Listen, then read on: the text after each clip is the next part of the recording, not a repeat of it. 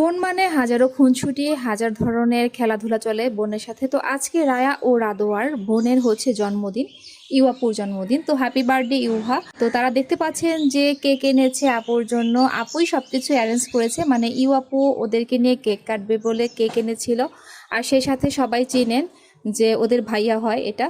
তো আপুর সাথে কেক কাটার জন্য সবাই একই রকম ম্যাচিং ড্রেস পরেছে। তো বার্থডের মধ্যে হচ্ছে রায়া রাদুয়া সব সময় চায় অনেক মানুষ হোক। তো যেহেতু হচ্ছে আজকে বোনের জন্মদিন, বোনকে হচ্ছে একটু কেক খাওয়ানোর চেষ্টা করছে। ওরা সব সময় হচ্ছে বোনের সাথে খেলাধুলা করতে, তাইমি আপুর সাথেও খেলাধুলা করতে খুব পছন্দ করে।